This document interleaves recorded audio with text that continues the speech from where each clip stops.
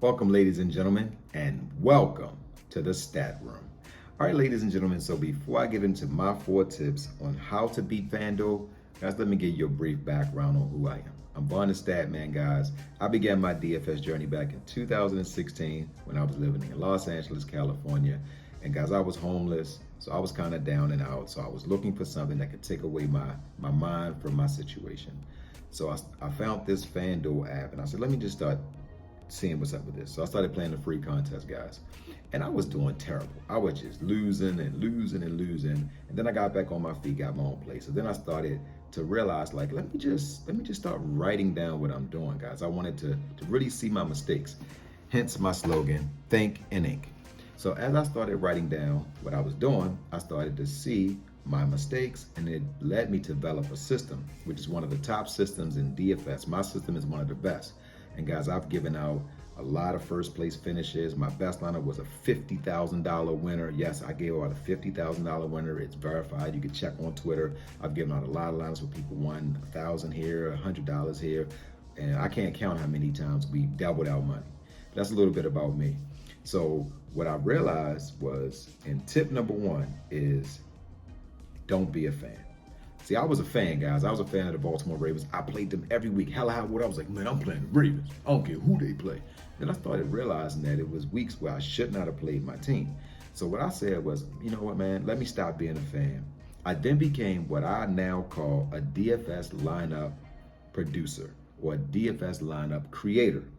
Now, when you're a DFS lineup creator, that means that you're going to construct your lineups based on matchups, a hunch, and if you have anybody that help you, not on fandom. So you're going to do that, guys. You don't want to be a fan. So number 1 tip, don't be a fan.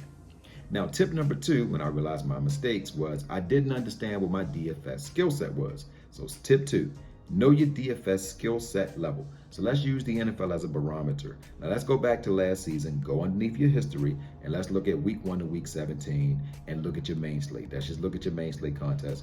And let's say you played 3 a week. Let's say your best line was a 205 and you never got close to a 205 again. That means you're not skilled enough to play single entries or GPPs, because if you do an unlimited entry GPP, you need at least a 230, a 215 to a 230 to have a chance to cash. And if you haven't done it at least once, you're wasting your money. You're gonna just lose week in and week out. I'm just telling you the reality.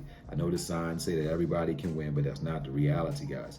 Now, let's say that you look at your performance from last year. Let's say you did over 206 times and you always, like 50% of the time, you was over 185. Then yeah, play the single entries in the GPP because you're close and you might do well. But I still say to stay away from the unlimited entry GPPs, because those contests, you have the sharks. Sharks are people with a big bankroll. So you go into these contests with 3 lines, and they got 150, and you got 1,000 players that each got 150 lineups.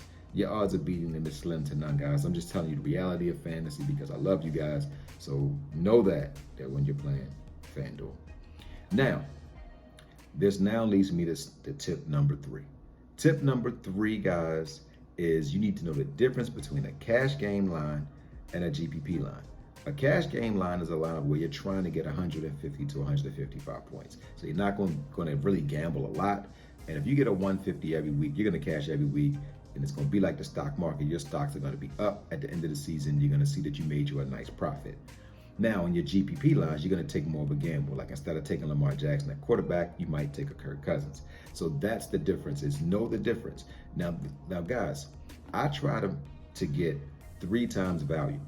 And my minimum is 2.5 times value. That's why I don't go for the $10,000 guys. Because every week, you'll have a $10,000 player that you're hoping to get you 30. Minimum 2.5, which is 25, and they get you 15 fantasy points, and your lineup is done. And you have a lot of guys at 8,000 that'll get you 25, 26. So just know the difference between GPP and cash. And the last tip is being decisive.